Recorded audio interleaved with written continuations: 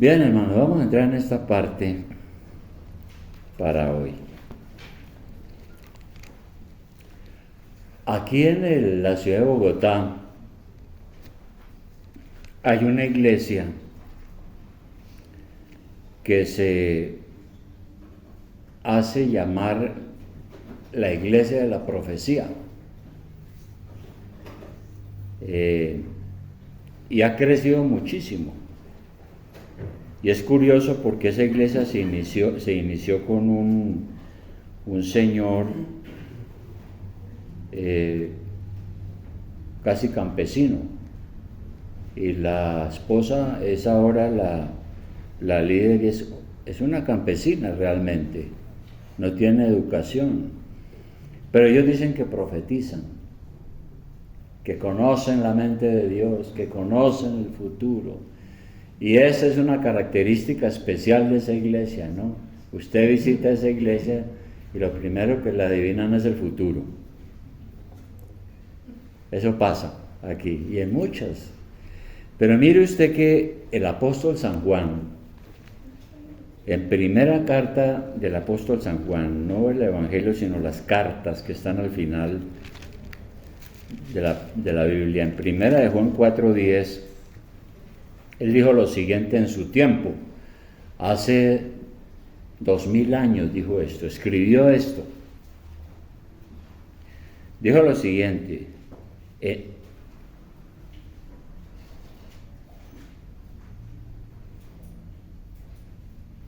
4:1, primera de Juan 4:1 dice, amados, o sea, a los cristianos, la carta está dirigida a la iglesia. No creáis a todo espíritu, sino probad los espíritus si son de Dios, porque muchos falsos profetas han salido por el mundo. E inclusive menciona a unos que andan por ahí diciendo en esa época, ¿no?, que Jesucristo no era verdaderamente humano, que era algo así como un espíritu. Y bueno, todo eso.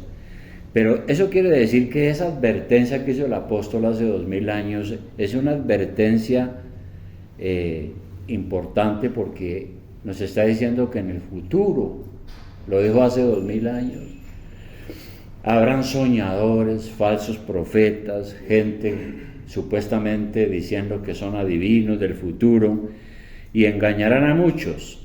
Y el tema es que eso que dijo el apóstol lo estamos viendo hoy en la propia iglesia, porque de tiempo en tiempo se levanta un visionario diciendo, es que Dios me dijo, es que Dios dijo estas cosas, es que el Espíritu, es que se me apareció un ángel, es que y miles de cosas, y arman un movimiento y terminan con una iglesia grandísima llena de seguidores, porque a la gente le impacta esas cosas, que le diga, que alguien aparezca diciendo, Dios me habló y yo conozco el futuro, y le voy a decir en qué consiste, y le voy a decir a usted qué es lo que le espera a usted.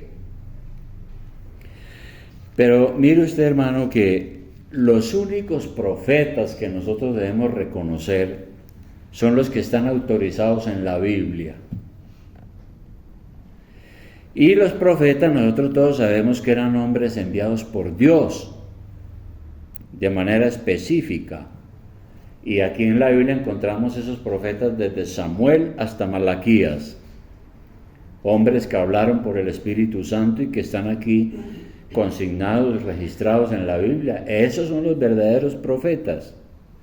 Ahora, esos profetas se distinguieron primero por ser llamados por Dios, y luego también porque ellos denunciaban los males sociales de su tiempo de una manera muy clara, y le mostraban al pueblo de Dios cuál iba a ser su futuro. Pero ellos,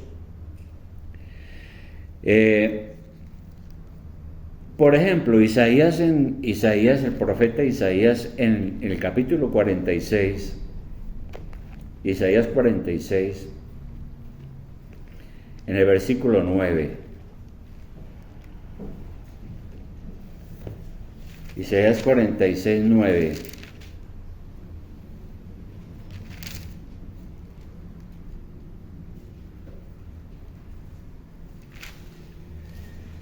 dice lo siguiente: acordaos de las cosas pasadas desde los tiempos antiguos, porque yo soy Dios, y no hay otro Dios, y nada hay semejante a mí, que anuncio lo por venir desde el principio, o sea, desde la fundación del mundo. Dios anuncia lo que ha de suceder desde la fundación del mundo, y desde la antigüedad lo que aún no era hecho, que digo, mi consejo permanecerá y haré todo lo que quiero. Ese es el Señor, ¿no? Porque Él lo creó todo y por eso lo sabe todo y por eso lo anuncia desde el comienzo.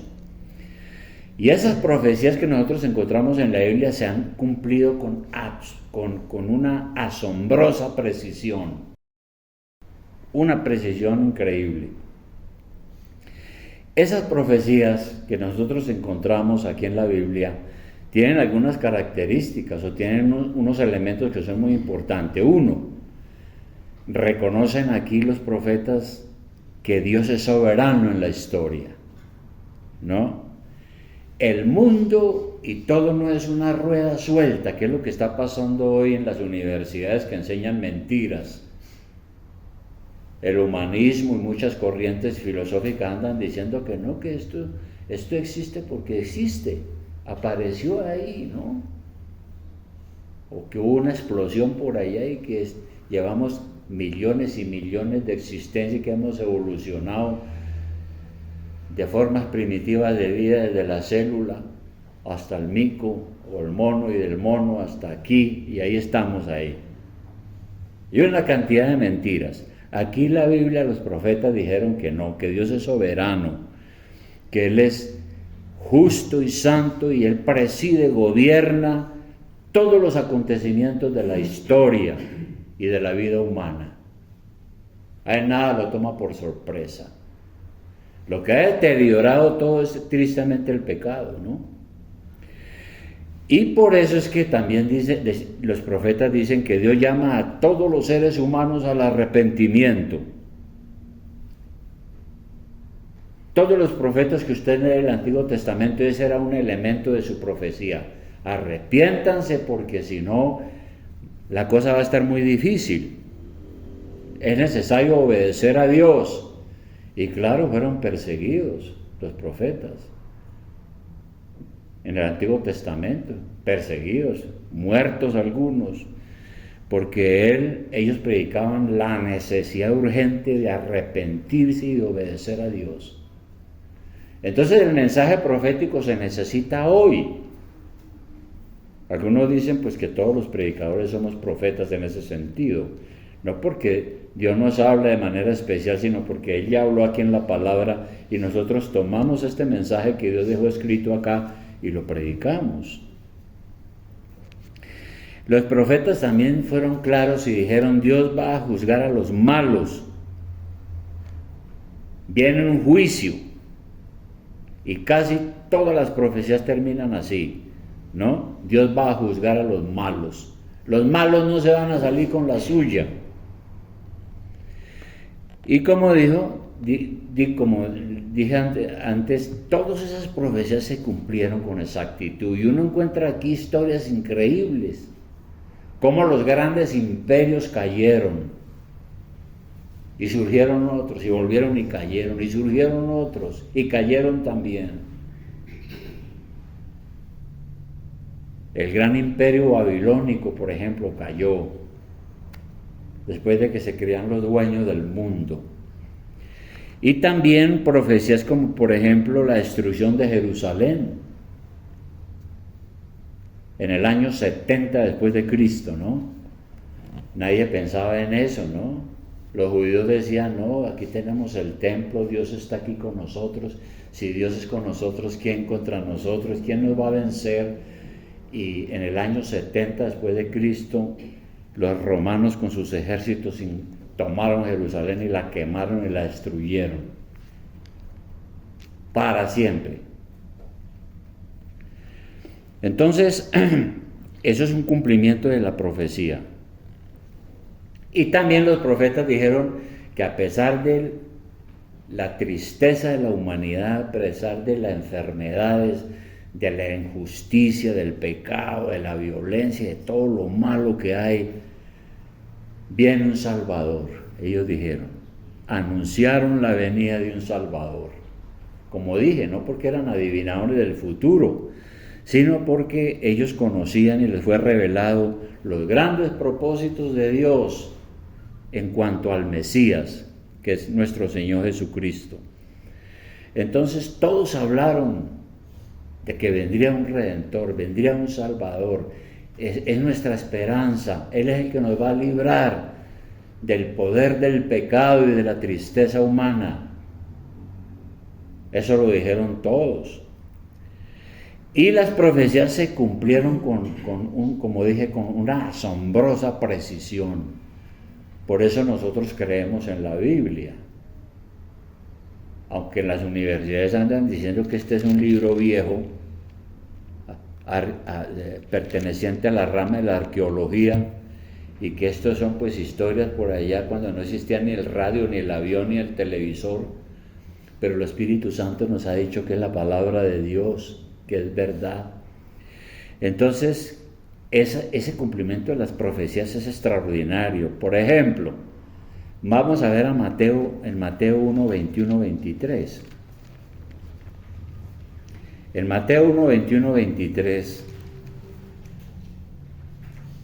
que es lo que hemos leído en estos días, ¿no? Dice aquí el evangelista, Mateo dice, que nacerá el anuncio que el ángel le hizo a María. Y luego en el 21 dice, y darás a luz un hijo y llamará su nombre Jesús, porque él salvará a su pueblo de sus pecados. Eso le dijo el ángel a María. Y luego añade el evangelista, todo esto aconteció para que se cumpliese lo dicho por el Señor por medio del profeta, cuando dijo, he aquí una virgen concebirá y dará a luz un hijo y llamará su nombre Emmanuel, que traducido es Dios con nosotros. Resulta que eso se había dicho 700 años antes. ¿Quién lo había dicho? El profeta Isaías en el capítulo 7. Vamos a mirar Isaías, capítulo 7. Ya estaba escrito. Isaías en 7:14 dice lo siguiente. Por tanto el Señor mismo os dará señal. He aquí que la Virgen concebirá y dará a luz un hijo y llamará su nombre Emmanuel, que significa Dios con nosotros. Entonces el evangelista recuerda las palabras del profeta Isaías y dice, mire, esto que se está cumpliendo ya estaba escrito hace 700 años antes, en el siglo VII. Ahí en Mateo capítulo 2:5, por ejemplo, recuerda los que hemos leído esto, dice que unos magos, que no eran magos de estos que sacan conejos de los sombreros, sino que, y yo no sé por qué los llaman magos, pero se cree que eran astrólogos o algo así, no sé qué tipo de avance científico tenían. El hecho es que vieron algo extraño y se les reveló a ellos que el Salvador del mundo, el Mesías, había nacido, y emprendieron desde el oriente una caminata, una caravana de estos hombres importantes con su servidumbre y todo, y llegaron a Jerusalén, a Jerusalén, y le preguntaron al rey Herodes, díganos, ¿dónde es que ha nacido el Salvador del mundo? Entonces Herodes no sabía ni dónde estaba parado, ¿no? Y reunió a todos los principales sacerdotes que conocían la Biblia y les dijo, me están preguntando que dónde es que va a nacer el Cristo. Y ellos le dijeron, en Belén de Judea, porque así está escrito por el profeta. Y tú, Belén de la tierra de Judá, no eres la más pequeña entre los príncipes de Judá, porque de ti saldrá un guiador que apacentará a mi pueblo Israel. Entonces los sacerdotes fueron a las escrituras, le dijeron al rey, mire, aquí dice que en Belén, un pueblo que se llama Belén. Pero resulta que eso ya se había dicho 700 siglos antes. Miqueas, él fue el que lo dijo, y por eso lo pudieron saber a dónde era. Miqueas 5:2. Miqueas, ese es un profeta que está casi al final del Antiguo Testamento, antes de Habacuc y de Nahum. Miqueas 5:2. ¿Y qué dice allá este profeta? ¿Qué dijo en el siglo VII antes de Cristo? Pero tú, Belén Efrata, pequeña para estar entre las familias de Judá, de ti me saldrá el que será Señor en Israel, y sus salidas son desde el principio, desde los días de la eternidad. Entonces los sacerdotes buscaron en la Biblia, encontraron esto de Miqueas y le dijeron a los magos en Belén, y por eso ellos se encaminaron a Belén. Pero también dice aquí la Biblia que Herodes, cuando supo que los magos o estas caravanas de sabios no le quisieron decir dónde era que había nacido, sino que lo engañaron y se fueron por otro camino, se encendió de ira y mandó matar a todos los niños menores, chiquitos, a ver si ahí caía el Salvador del mundo. En Mateo 2:18 está, Mateo 2:18. Bueno, ahí está el relato a partir del 13 de cómo él mandó matar a los niños menores de 2 años que había en Belén y en todos sus alrededores, a ver si caía el Salvador ahí. Y luego ahí en el versículo 17 dice, entonces se cumplió lo que fue dicho por el profeta Jeremías otra vez. ¿Qué se cumplió? Cuando él dijo, voz fue oída en Ramá, grande lamentación, lloro y gemido. Raquel es Israel, ¿no? Una figura de Israel, que llora a sus hijos y no quiso ser consolada porque perecieron. Pues resulta que eso lo había dicho el profeta Jeremías en el capítulo 31. Jeremías. Busquémoslo. Jeremías capítulo 31, versículo 15.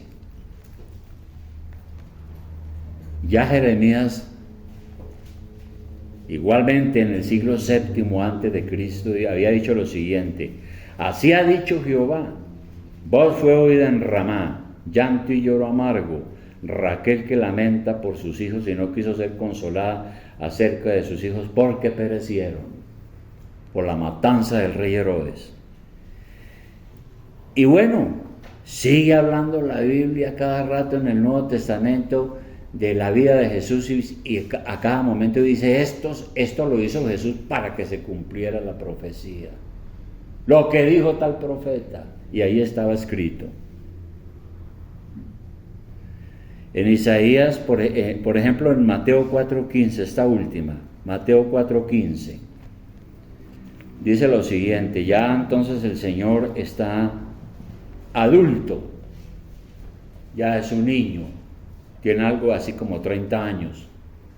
Y estamos en Mateo 4:12, dice, cuando Jesús oyó que Juan estaba preso, volvió a Galilea y dejando a Nazaret vino y habitó en Capernaum, ciudad marítima en la región de Zabulón y de Neftalí, para que se cumpliese lo dicho por el profeta Isaías, cuando dijo, tierra de Zabulón y tierra de Neftalí, camino del mar al otro lado del Jordán, Galilea de los gentiles. El pueblo asentado en tinieblas vio gran luz, y los asentados en región de sombra de muerte, luz les resplandeció. Isaías, otra vez, Isaías, 7 siglos antes, en Isaías 9, versículo 6, ya lo había dicho, que eso tenía que cumplirse de esa manera. En Isaías 9:6 dice, al comienzo del 9:1 es que dice, Mas no habrá siempre oscuridad para la que está ahora en angustia, tal como la aflicción que le vino en el tiempo que livianamente tocaron la primera vez la tierra de Zabulón y la tierra de Neftalí, pues al fin llenará de gloria el camino del mar de aquel lado del Jordán, en Galilea de los gentiles. El pueblo que andaba en tiniebla vio gran luz, hablando del nacimiento de Jesús, ¿verdad? Entonces, hermano, cuando uno lee la Biblia y ve cómo todo esto es cumplimiento de Dios, cómo los profetas lo único que hicieron fue anunciar lo que iba a venir y se cumplió con absoluta precisión, eso le da a uno seguridad, nos da certidumbre. Como iglesia, como pueblo de Dios, sabemos que la palabra de Dios tiene cumplimiento. No como dicen hoy en día en las universidades, que esto es un montón de mentiras. Pues los mentirosos son ellos por ignorantes. Y es así, por ejemplo, como en 2 de Pedro 1:19. 2 de Pedro 1:19. El apóstol Pedro, 2 de Pedro 1:19. Él dice lo siguiente: para darnos más seguridad. Lo dijo hace 2000 años, ¿cómo le parece? Dice: tenemos también la palabra profética más segura. Es decir, la única profecía verdadera está aquí en la Biblia, a la cual hacéis bien en estar atentos como una antorcha que alumbra en lugar oscuro hasta que el día esclarezca y el lucero de la mañana salga en vuestros corazones. Eso es impresionante, ¿no? Dice que la escritura es como el lucero de la mañana, antes de amanecer un nuevo día. Y las escrituras aquí nos dicen que Jesucristo va a venir por segunda vez. Y los ateos incrédulos dicen: no, pues esos cristianos están locos de remate, porque dicen que el mundo se va a acabar y que Jesucristo va a venir cuando lo mataron. Eso es muy difícil, que una persona resucite entre los muertos. Un cadáver es un cadáver. Pues bien, la escritura nos dice lo contrario, que Jesús no quedó en la tumba, que se levantó al tercer día, que ascendió a los cielos y lo vieron, y que está en un lugar con millones de seres celestiales, sus ejércitos poderosos, y que va a venir otra vez, ¿verdad? Entonces, por eso aquí Pedro dice: tenemos la palabra profética más segura. Todo lo que el Antiguo Testamento ha dicho sobre Cristo se ha cumplido, y todo lo que todavía no se ha cumplido, pues se cumplirá, así como lo dice la palabra. Entonces, la Biblia es la revelación de Dios para la iglesia. Por eso aquí en el 20, ¿qué dice el apóstol? Después de que dice que tenemos la palabra profética más segura, no tenemos que andar buscando por allá en ninguna iglesia que alguien nos adivine el futuro. Es un error, y miles andan engañados con estas iglesias. Dice: entendiendo primero esto, que ninguna profecía de la escritura es de interpretación privada, porque nunca la profecía fue traída por voluntad humana, sino que los santos hombres de Dios hablaron siendo inspirados por el Espíritu Santo. Entonces, aquí, por medio de la escritura, conocemos a Dios, y no hay más nuevas revelaciones. Todo lo que el Señor ha dicho que se ha de cumplir ya está escrito. El Señor no se va a aparecer por aquí en estos días para decirnos: se me olvidó algo. Agrégaselo a la Biblia. Y se lo dije a fulano de tal. Y ese fulano de tal se convierte entonces en un falso profeta. Y arrastra multitudes y funda iglesias de miles de personas. Y hacen cosas terribles. Entonces, esto que está aquí es lo que nosotros creemos y lo que tenemos que predicar. Así dice la Escritura. Y nadie puede adueñarse de la Escritura y decir: yo tengo la interpretación correcta, síganme a mí. Aquí dice que no, que no es de interpretación privada, no es posesión de nadie. El Espíritu Santo es el que nos ilumina para que entendamos la Biblia, porque es palabra de Dios y es la profecía del Señor, ¿no? Dios ha nombrado a pastores y líderes en las iglesias, que somos nosotros, que estamos puestos para enseñar las Escrituras.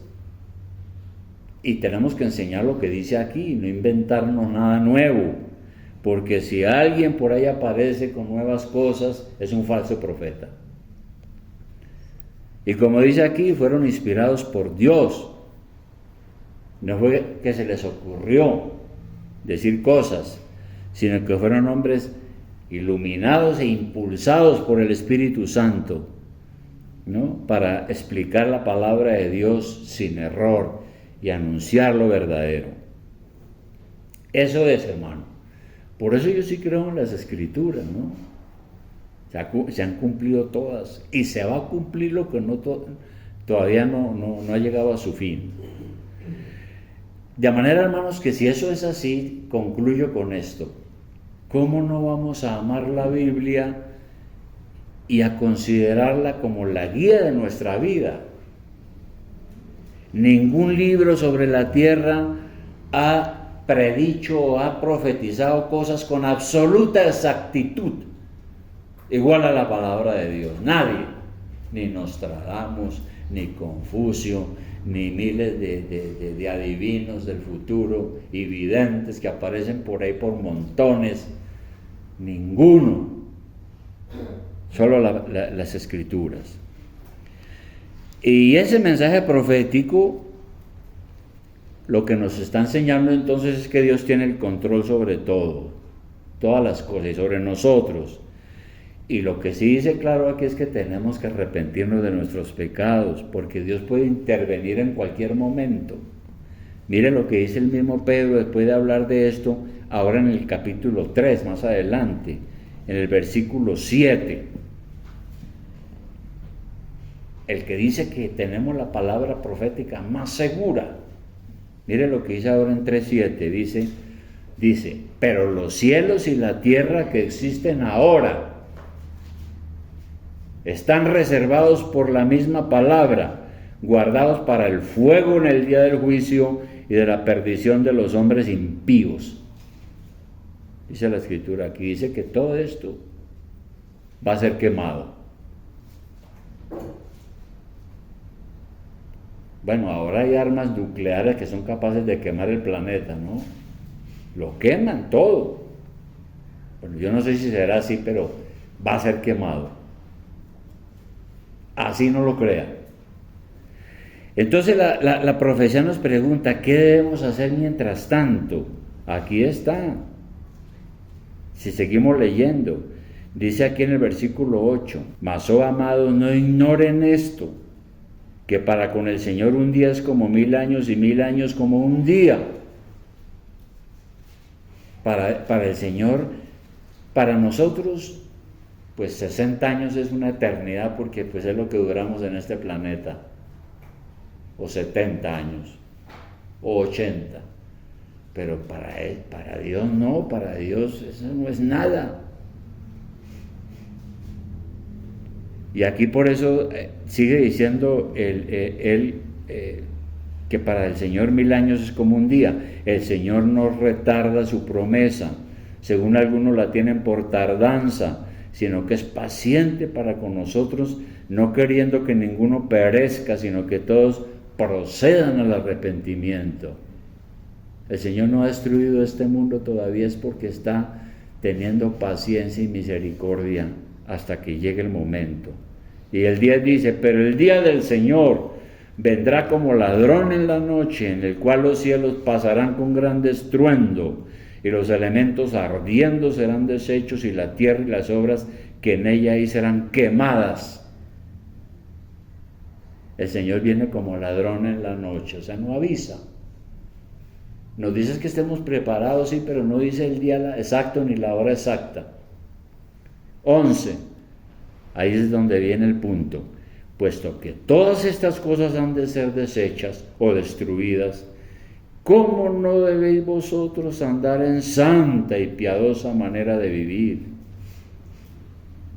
Dice que tenemos que andar en santa y piadosa manera de vivir, porque eso es lo único que nos distingue en nuestro paso por este mundo, ¿no? Una santa y piadosa manera de vivir. Yo estaba pensando en este año que ya está terminando mucho en eso, ¿no? Como el Señor nos dice en su palabra que nosotros tenemos que, como hijos de Dios, vivir de acuerdo a como nuestro Padre quiere que vivamos.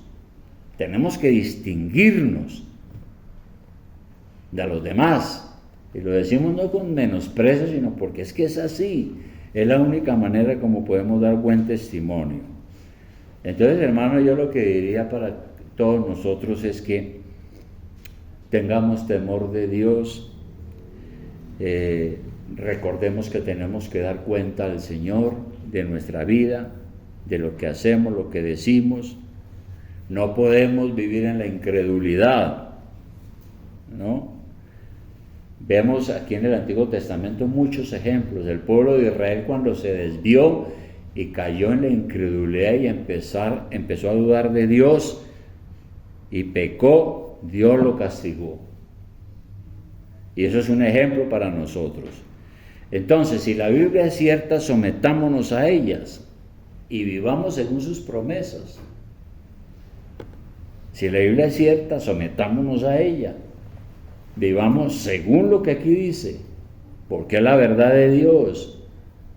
Y prediquémosla sin vergüenza, no que se avergüencen los inconversos, que son unos ignorantes y no saben nada. Nosotros no, nosotros tenemos la verdad. Que Dios nos ayude, hermanos, a lograr esto. Voy a terminar con una oración.